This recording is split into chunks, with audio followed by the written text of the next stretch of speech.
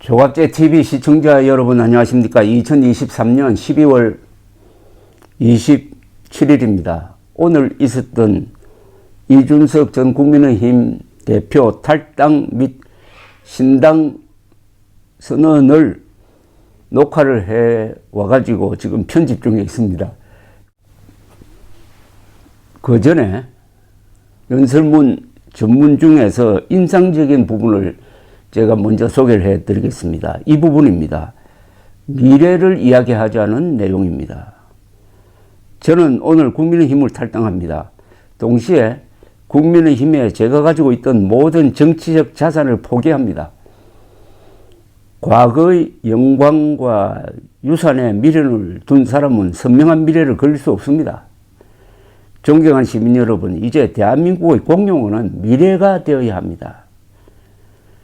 지금도 누군가는 대한민국의 위기 속에서도 상대를 악으로 상정하고 청산하는 것을 소명으로 생각하고 그 방향으로 시민들을 이끌려고 합니다. 하지만 말 위에서 천하를 얻었다고 해도 계속 말 위에서 다스릴 수는 없는 노릇입니다.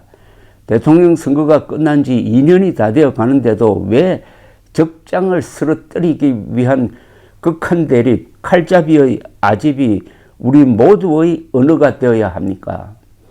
정치는 대중의 삶을 더 나은 방향으로 바꾸는 노력입니다.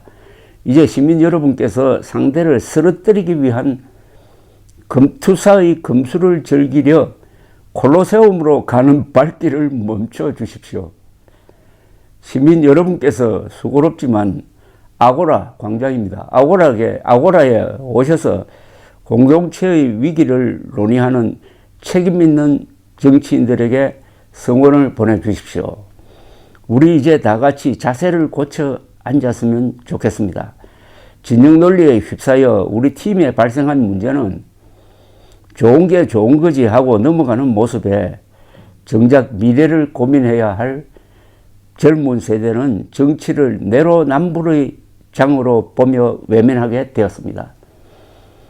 언제까지 우리는 학교에서 이상을 가르치면서 이상적이지 않은 현실을 강제하는 이중적인 대한민국으로 남아 있어야 합니까? 참되어라, 바르거라. 선생님이 가르친 대로 살면 딜레탕트가 되어 조소를 받고 교과서로는 민중항거인 4.19와 5.18을 가르치면서 민주주의 근본이 무너지는 현실을 놓고 투표장에서는 차악을 선택한다는 미명하에 진영 논리로 일관합니까? 배운 대로 살지 못한다면 배워서 무엇에 쓰겠습니까? 시민 여러분, 여러분의 미래, 자녀의 미래, 손자, 손녀의 미래가 단순히 조금이라도 덜 나쁜 사람에게 맡겨져야 한다고 생각해서 이 황당한 검투사 간의 랠리를 이어가는 것입니까? 그 랠리를 여러분이 즐겨주니까 어떤 정치 세력도 미래와 대안을 놓고 고민하지 않습니다. 생산적인 경쟁을 하지도 않습니다. 대한민국은 현재 위기입니다. 절망의 줄다리기를 하면서 대한민국이 정체된 사이 우리에게 여러 가지 거부할 수 없는 도전들이 쌓여갑니다. 제가 하는 신당에서는 이 위기를 정확하게 직시하고 당당하게 표 떨어지는 이야기를 하겠습니다. 해열제와 진통제를 남발하여 이제는 주사 바늘을 꽂을 혈관도 남아있지 않은 대한민국의 중차대한 문제들을 솔직하게 다루겠습니다. 누군가가 또다시 콜로세움에서 상대를 빌런으로, 악당이죠, 빌런으로 만드는 정치를 하고자 한다면 저는 100번 고쳐 죽는 한이 있어도 그 사람의 멱살을 잡고도 아고라로 들어와 다시 미래를 이야기하도록 강제하겠습니다. 몇 가지 생각나는 시급한 이야기를 해보겠습니다.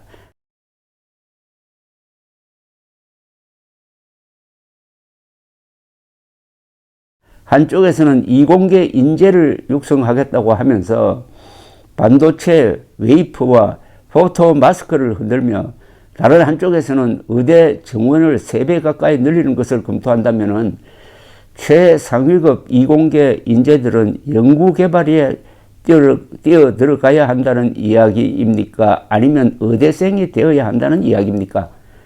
엑셀과 브레이크를 같이 밟으면서 고장나는 대한민국의 성장 엔진은 과연 누구의 책임이어야 합니까?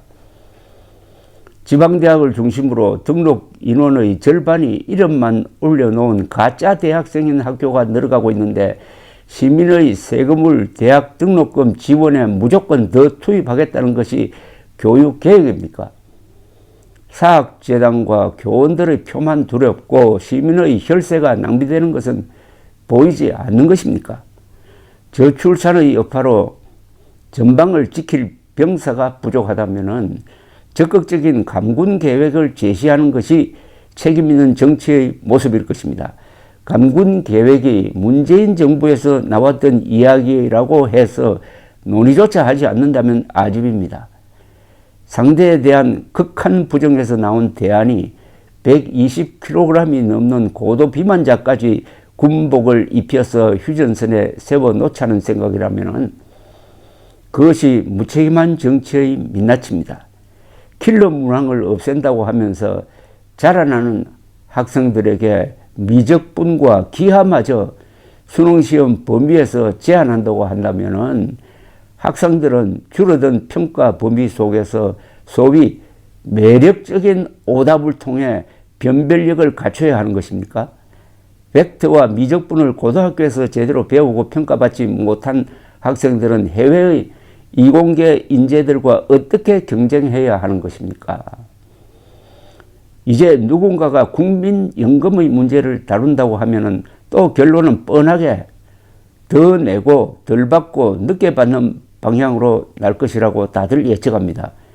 이것이 해열제이지 어떻게 근본적인 연금 계획일 수가 있겠습니까? 적립식 국민연금이 저출산과 맞닥뜨려 한계에 도달했고 지금 이대로 가면은 지금 연금을 납부하는 세대는 연금을 받을 수 없을 것이라는 현실을 직시하고 부가식으로의 전환을 조금씩 준비하자는 이야기를 왜 시작하지 못합니까?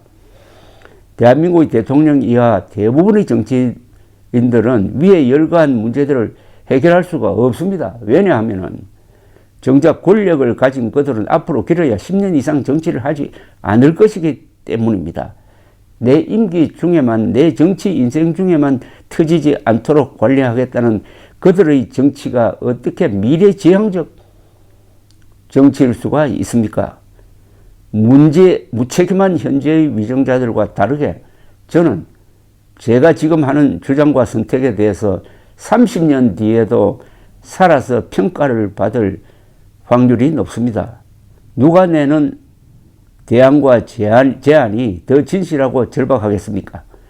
프랑스의 마크롱이 표 떨어질 각오로 연금개혁에 몸을 던진 이유가 무엇입니까? 결국 마크롱은 본인의 삶 언젠가 연금 고갈의 파고를 그대로 맞닥뜨릴 것이기 때문에 책임감 있게 진실하게 나설 수밖에 없는 것입니다. 논리와 이성은 사라지고 선악을 가르는 무부, 칼제비입니다. 무부의 칼로 대한민국의 미래 비전을 써버리는 야만이 횡행하고 있습니다. 누군가는 모난 돌이 정맞는다. 절대 나대지 말고 큰 덩어리에 의지하라는 이야기를 할 겁니다. 오직 제가 믿는 것은 용기와 올바름의 힘입니다. 저는 일신의 안위와 영달을 위해 그 칼날을 두려워하거나 순치되지 않겠습니다. 어떻습니까? 이 정도 수준의 문장력, 이 정도 수준의 비전을 가지고 있는 사람은 많죠. 그러나 몸을 던져서 오히려 유리한 것보다는 불리한 것을 선택하고 그것이 옳기 때문에 이렇게 모험을 하겠다고 당당하게 선언하는 38살의 정치인을 갖고 있다는 것은 대한민국의 행운이 아닐까요? 틀림없이 제가 이렇게 이야기하면은 저의 의견에 칭찬하는 사람도 많겠지만은 비판 아닌 욕설을 퍼부을 사람들이 많습니다. 그러나 이준석 전 대표의 이야기대로 앞으로 30년 뒤에 20년 뒤에 이 나라를 이끌고 갈 사람들은 지금 노인들이 아닙니다. 20년 뒤면은 그때도 이준석 씨는 50대입니다. 30년 뒤에는 60대입니다. 이준석 전 대표는 실패할 특권이 있습니다. 아니, 실패를 해야 됩니다. 실패를 하면은 더 크게 될 제목이라는 것을 오늘 이 멋진 연설을 읽으면서 느꼈습니다. 이준석 전 대표를 좋아하든 싫어하든 조갑제닷컴에 올라 있는 이 연설문을 한번 읽고 비판을 하든지 칭찬을 해 주시기 바랍니다. 감사합니다.